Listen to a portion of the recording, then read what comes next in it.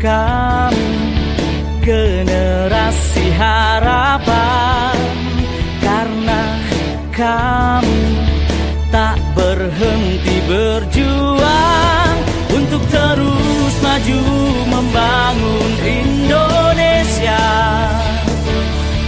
Ku persembahkan seluruh jiwa raga untuk terus maju membangun Indonesia.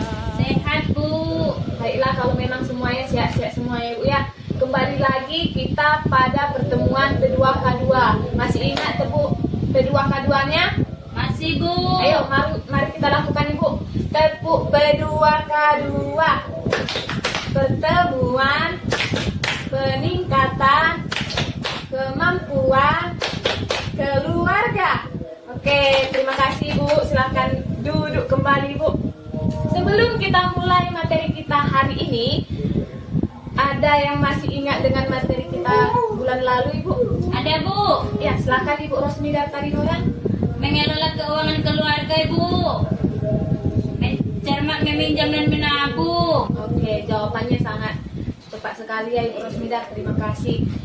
Jadi kesimpulan dari pertemuan kita sebelumnya itu adalah untuk memulai suatu usaha kita tidak perlu terburu-buru. Cari idenya dulu bagaimana, kalau memang sudah matang dan sudah benar-benar pasti baru kita mulai usahanya sendiri. Dan kalau memang kita lagi benar-benar perlu meminjam uang untuk memenuhi kebutuhan yang mendadak, barulah situ kita meminjamkan uang. Masuk kita ke materi selanjutnya itu yang materi kita hari ini adalah tentang merencanakan keuangan usaha. Untuk memulai usaha perlu modal, baik itu dalam bentuk uang ataupun barang.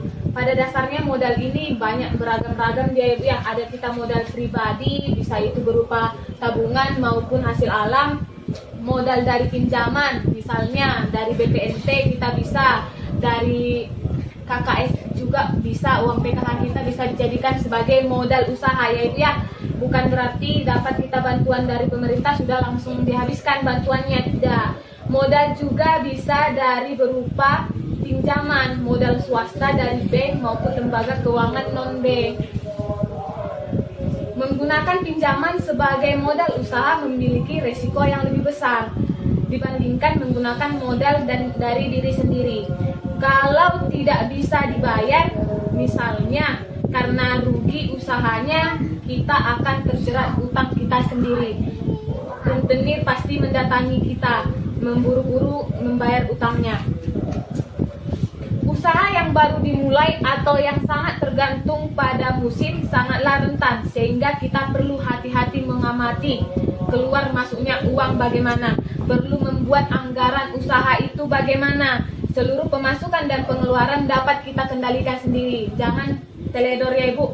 Anggaran usaha berisi catatan perkiraan pemasukannya bagaimana, catatan perkiraan pengeluarannya juga bagaimana. Untuk jangka waktu tertentu bisa untuk 1 minggu maupun 1 tahun. Coba ibu-ibu buka sekalian buku pintarnya ya Bu ya. Semua bawa buku pintar. Bisa ada satu orang yang membacakan buku pintar halaman 72. Ada Bu. Silakan Ibu baca Bu, tolong. Oke, terima kasih pada Ibu Fatima yang telah membacakan buku halaman 72. Oke, bisa diperhatikan semuanya kan Ibu-ibu, jelas ini ya. Biar bisa saya jelaskan. Di sini pinjaman modal awal Ibu Lili sejumlah 100.000. Hasil penjualan dia 6 hari dikali 18 ekor. Dikali 5.000, satu ekornya 5.000, ditotalkan jadi 540.000. Jelas sampai sini Bu? Iya Bu. Terus di hari selanjutnya Ibu Lili membeli panci kecil senilai 30.000. Ibu Lili mengeluarkan uangnya sebesar 30.000 dengan membeli lap juga sebesar 2.000. Hari selanjutnya Ibu Lili membeli bahan baku berupa ikan sejumlah 300.000, bumbu 120.000, gas 15.000. Dan selanjutnya juga hari berikutnya Ibu Lili mengembalikan utangnya yang sebagai modal sejumlah 100.000. Jadi total uang pemasukan Ibu Lili sejumlah 640 dan pengeluaran Ibu Lili sejumlah 567.000. Jadi kita kurangkan sendiri ya Bu ya. Modal dikurang pengeluaran, sisalah dia 73.000. Inilah sebagai modal Ibu Lili untuk minggu selanjutnya. Masuk kita ke minggu kedua ya Bu. Pinjaman modalnya tidak ada lagi karena hanya diminta di minggu pertama. Hasil penjualannya tetap 540. Inilah pemasukan Ibu Lili ke minggu kedua. Dia tidak perlu lagi membeli panci dan lap. Itulah keuntungan dari minggu kedua ya Bu ya, karena sudah dikeluarkan dia di minggu-minggu pertama semuanya pengeluarannya. Tapi tetap Ibu itu membeli ikan, bumbu, gas dengan jumlah 300 tambah 120. Dikembalikan Ibu Lili juga tidak perlu lagi karena sudah dikembalikannya di minggu pertama. Di minggu ini dia sudah mengembalikan 100.000. Jadi utang dia terhadap modal sudah selesai ya Bu sampai sini. Jadi keuntungan Ibu Lili di minggu kedua itu adalah pemasukan dia 540, pengeluarannya berkurang yang dari 567 menjadi 420. Sampai sini mengerti mengapa berkurang Ibu? Mengerti Bu. Oke, terima kasih mengerti ya Bu ya. Kalau memang tidak biar saya jelaskan lagi. Dia sini berkurang jadi 420. Jadi saldonya di minggu kedua adalah pendapatan dikurangi pengeluaran, hasilnya 120.000. Jelas ya Ibu ya? Ada yang ingin ditanya Ibu sampai sini? Enggak ada Bu. Jadi anggaran di Ibu Lili itu dimulai sangat besar di minggu pertama. Tapi di minggu kedua dia berkurang karena sudah dikurangi pengeluaran-pengeluaran yang terjadi di minggu pertama. Oke? Meskipun untuk memulai dan menjalankan usaha selama 1 minggu, Ibu Lili membutuhkan modal 540, namun ia hanya meminjam 100.000. Hal ini dimungkinkan karena Ibu Lili mengatur pembelian di peralatan di minggu pertama dan bahan baku juga untuk per hari. Jadi itulah keuntungan Ibu Lili di si 120.000 ini Bu. Jelas ya Bu ya? Materi sampai sini jelas Ibu? Ada yang ingin bertanya atau biar kita ulang sekali lagi ada Ibu? Enggak ada Ibu. Oh, berarti semuanya paham ya Bu ya? Jangan di sini kita bilang paham-paham tapi di luar sana kita tidak tahu menerapkannya bagaimana semuanya Ibu.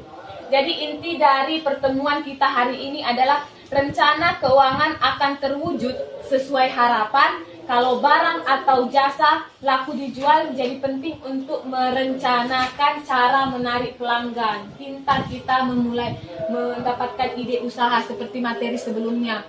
Pintar kita mengatur anggarannya, modal kita berapa, bagaimana untuk seterusnya. Jangan asal-asal memulai usaha. Misalnya sekarang kita karena tidak ada idenya lagi, sekarang saya mau menjual pulsa lah, tapi modalnya tidak cukup dengan pendapatan yang diterima. Hasilnya malah ambruk ya Bu ya. Jadi itulah kebanyakan orang yang membuat usahanya sendiri bangkrut. Jadi kalau memang tidak ada lagi pertanyaan dari ibu-ibu sekalian dan sudah mengerti apa yang saya bahas ini, sampai sini pertemuan kita, mudah-mudahan materi ini bisa ibu terapkan sekalian di rumah, supaya nanti di materi-materi selanjutnya pas ketika pendamping menanyakan materi ini, ibu-ibu sekalian bisa menjelaskan. Oke, terima kasih kepada Ibu Ketua Kelompok, Ibu Rosmida Tarihoran yang menyediakan tempat dan waktunya ya Bu ya. Selamat sore semuanya, terima kasih.